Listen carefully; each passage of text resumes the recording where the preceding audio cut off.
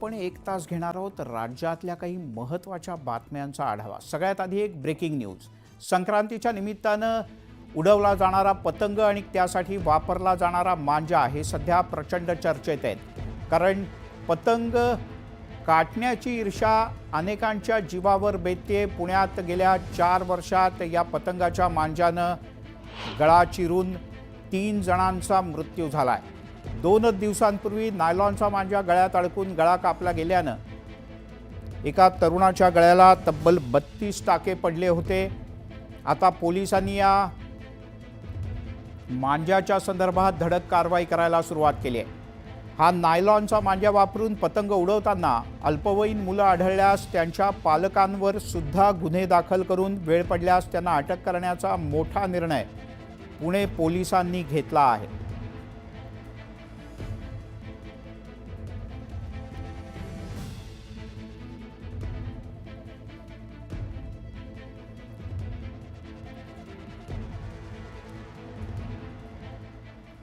त्यामुळे पतंग उडवण्यासाठी मांजा हा इतक्या वाईट पद्धतीचा वापरला जातो की तो नुसता मांजा नाही तर आता खुनी मांजा ठरू लागलाय। आणि यासाठी काय काय वापरलं जातं हे जर का आपण पाहिलं ना तर तुम्हाला धक्काच बसेल। यासाठी काचेचे लहान लहान तुकडे, लोखंडाचे तुकडे हे डिंकामध्ये मिसळले जातात आणि ते मिसळून हा मांजा तयार केला जातो।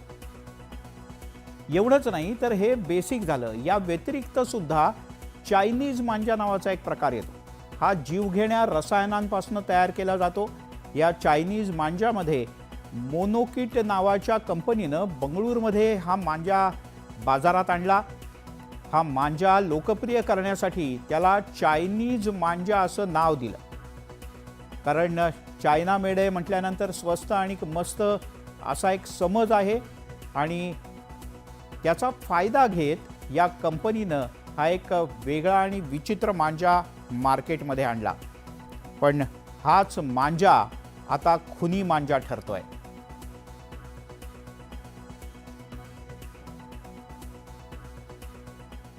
नाशिक जिल्ह्याच्या वडाळा नाका भागात एक धक्कादायक घटना घडली आहे। नायलॉन मांजाने एका तरुणाचा गळा कापला गेलाय।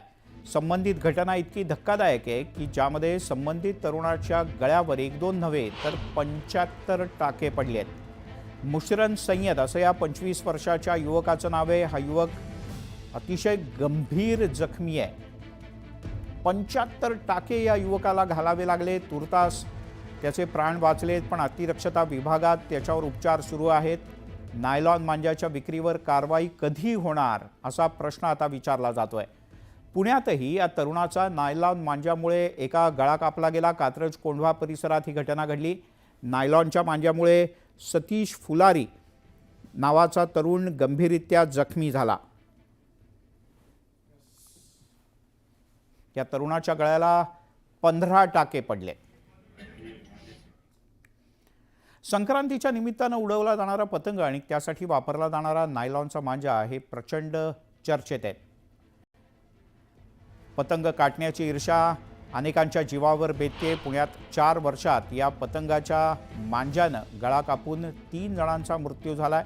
2 दिवसांपूर्वी नायलॉनचा मांजा गळ्यात अडकून गळा कापला गेल्यानं तरुणाला 32 टाके पडले होते। पतंग उडवण्यासाठी वापरला जाणारा चायनीज मांजा सुद्धा जीवघेणा ठरतोय।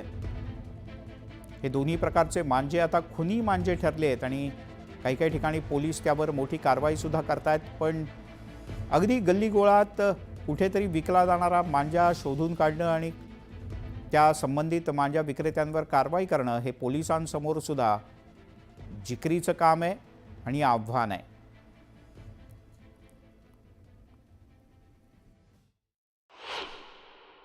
कोंढवा ब्रिजवरून भाजी आणून घरी चाललो होतो। तेवढ्यात 2 व्हीलर असताना तेवढ्यात समोरून मांजा अचानक माझ्या गळ्याला गुंडाळला गेला। म्हणजे कळालं सुद्धा नाही की काय झालं। माझ्या लहान मुलीने ओरडाओरडा केला की मांजा मांजा म्हणून।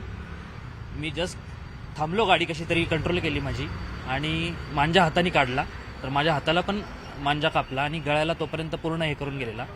मुलीच्या पण गालाला मांजा चाटून गेला, तिला पण तिथं जखम झाली थोडी। मला 15 टाके पडले।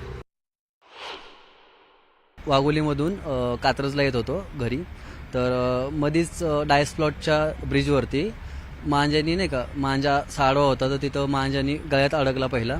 तर गळ्याचं मांजा माहीत नव्हतं काय आहे, पण मी ओढला तर मांजा हे कळूस तर बोटाला शार्प कट बसला होता, हाडापर्यंत कट झालं होतं ते. तिथं टाके पडले होते, गळ्यालाही जखमा होत्या, गळ्याला पण कट होते आणि बोटाला टाके पडले होते 4. हा सर्रासपणे माझ्या ऑनलाईन माझ्या मिळतो आणि मी एक म्हणजे पुणे महानगरपालिका असेल किंवा यांना एक म्हणजे एक विनंती करतो की बाबा तुम्ही हे बघा माझ्या कुठनं येतोय, कसा येतोय, कारण याच्यामुळं पक्षी तर जाऊ द्याच, पक्ष्यांना त्रास होतो, माणसांना त्रास होतो. मुख्य जीवाला कळत नाही हो, माणसाला कळतं पण मुख्य जीवाला कळत नाही. त्यांच्या वेदना कोण हे करणार, कोण बघणार त्यांच्या वेदना. ऑनलाईन विक्री असेल किंवा अगदी लपून छपून शहराच्या दुसऱ्या भागातून येऊन लहान मुलांना त्या नायलॉन मांजाची विक्री करून मग पळून जाणं असेल, जी कुठली गोष्ट असेल त्याच्यामध्ये आम्हाला माहिती प्राप्त होताच. गरज पडली तर अगदी पालकांवरती सुद्धा कारवाई होऊ शकते. याबाबत पालकांनी सुद्धा आपली मुलं काय खेळतायत, कुठं खेळतायत, कशा पद्धतीने खेळतायत आणि खरोखर अशा प्रकारच्या जीवाला घातक असणाऱ्या नायलॉन मांजाचा वापर करतायत का याची दक्षता घेणं गरजेचं आहे. तिकडे पतंगासाठी वापरला जाणारा नायलॉनचा मांजा हा सातत्यानं जीवघेणा ठरतोय. हिंगोलीत पतंगाच्या मांजामुळे शालेय विद्यार्थिनी गंभीररित्या जखमी झाली. कळमनुरी शहरात राहणाऱ्या या मुलीच्या पायाला मांजामुळे गंभीर दुखापत झाली आहे. तिच्या पायाला 12 टाके पडलेत.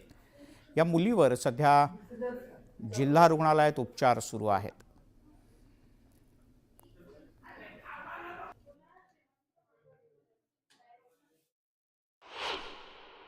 मी जेवण करून शाळेत जाता वेळेस मोठ्या मारुतीजवळ माझा मांजाने पाय कापला. एक मुलगा पतंग उडवत होता.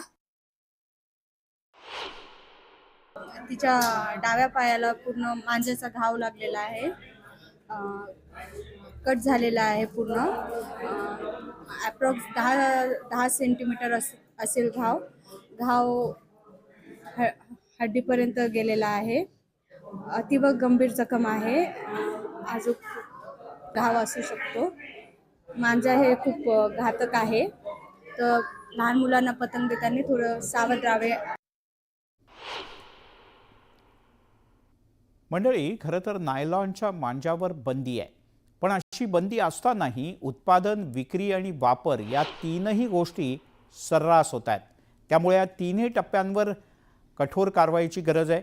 कोल्हापूरमध्ये नायलॉनचा मांजा विक्रेत्यांवर कारवाई सुरू झाली आहे. पोलीस उपायुक्त साधना पाटील यांनी रस्त्यावर उतरत मांजा विक्री करणाऱ्यांवर धडक कारवाईचा बडगा उगारला.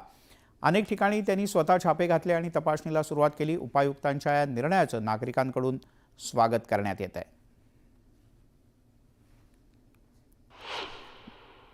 असा नायलॉनचा मांजा नागरिकांसाठी जीवघेणा ठरतोय. दुचाकीवरून जाताना मांजात अडकून अनेक जण गंभीररित्या जखमी झालेत. त्यामुळे लोकांमध्ये मोठ्या प्रमाणात भीती आहे. जीवघेण्या मांजापासून बचाव करण्यासाठी येवला, मनमाडसह नाशिक जिल्ह्याच्या ग्रामीण भागातल्या नागरिकांनी दुचाकीवर तारेची रिंग लावायला सुरुवात केली आहे. या तारेच्या रिंगची सध्या मोठ्या प्रमाणात विक्री होते. नायलॉन मांजावर कारवाई कधी होणार असा प्रश्न नागरिक मात्र सातत्यानं विचारतात. भरपूर जणांना खूप इजा झाली आहे. कुणाची मान कापली गेली तर कुणाचं गाल कापलं गेलं आहे. तर ह्या इजेपासून वाचण्यासाठीच आम्ही या गाडीला हे आपला हे बांधलेलं आहे, तार बांधलेली आहे. आगामी मकर संक्रांतीच्या निमित्तानं पुन्हा एकदा बाजारात पतंगाची खरेदी जोरात होऊ लागली. पतंगबाजीसाठी सध्या साधा दोरा वापरावा, नायलॉन किंवा काच मांजावर बंदी असतानाही कोपरगाव तालुक्यात नायलॉन मांजाचा सर्रास वापर होताना पाहायला मिळतोय. प्रशासन मात्र जुजबी कारवाया करताय. कायद्यानं बंदी असलेल्या नायलॉनचा मांजा दरवर्षी अहिल्यानगर जिल्ह्यात खूप मोठ्या प्रमाणात विकला जातो, पण तो येतो कुठून असा प्रश्न पर्यावरण प्रेमींसह अनेकांना पडलाय. संक्रांत जवळ येताच प्रतिबंधित नायलॉनचा मांजा छुप्या मार्गाने नागपुरात यायला सुरुवात झाली. मात्र पोलिसांनी सुद्धा यासाठी चांगलीच कंबर कसली आहे. दिल्लीहून नागपुरात आलेल्या नायलॉनच्या मांजावर कारवाई करत तहसील पोलिसांनी 600 चक्री नायलॉन मांजा जप्त केला, ज्याची किंमत अंदाजे 6 लाख रुपयांच्या आसपास आहे. या मांजामुळे अनेकांचे गळे कापले गेल्याचं विविध ठिकाणच्या घटनांवरून समोर आलंय. आणि ही उदाहरणं इतकी जास्त आहेत की त्यावर आता बंदी आहे, पण तरीही हा मांजा शहरात अनेक ठिकाणी पोहोचला आहे आणि त्याची विक्रीसुद्धा सर्रास सुरू आहे. पोलिसांनी गुप्त माहितीच्या आधारावर काही ठिकाणी कारवाई केली. याआधीसुद्धा नायलॉन मांजावर कारवाई करण्यात आली होती. आता पोलीस या विषयात आणखी निर्बंध कठोर करतायत आणि कारवाईसुद्धा अधिक केली जाते.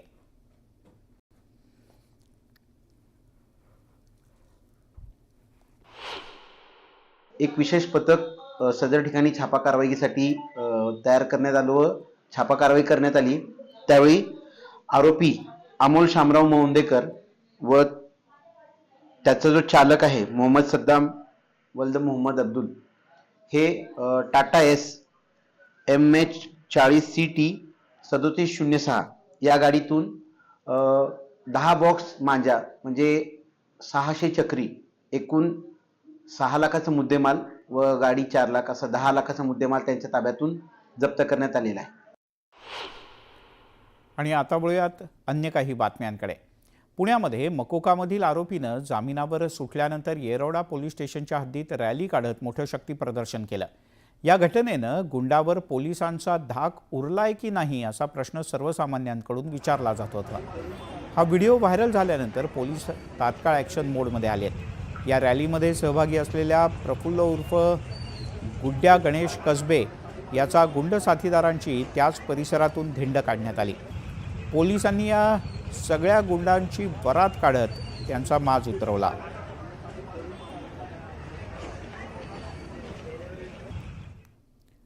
डोंबिवली पश्चिमेच्या कुंभारखानपाडा परिसरात गुंडांच्या टोळीची दहशत आहे. जागेच्या वादातून रात्री 10 ते 12 जणांच्या टोळीनं तोडफोड केली आणि दगडफेकही केली. ही घटना CCTVत कैद झाली. या ठिकाणी प्रशांत पाटील यांच्या मालकीचं दुकान गेले 40 वर्षांपासून आहे. मात्र या दुकानाला लागून एका इमारतीचं काम सुरू झालंय, पण या दुकानामुळे विकास कामात अडचण निर्माण होते. याच मुद्द्यावरून 4 तारखेला काही गुंड प्रवृत्तीच्या लोकांना पाठवून त्यांच्या जागेत तोडफोड आणि दगडफेक करण्यात आली असा आरोप प्रशांत पाटील यांनी केलाय. या प्रकरणी विष्णुनगर पोलीस स्थानकात तक्रार दाखल करण्याचा प्रयत्न केला.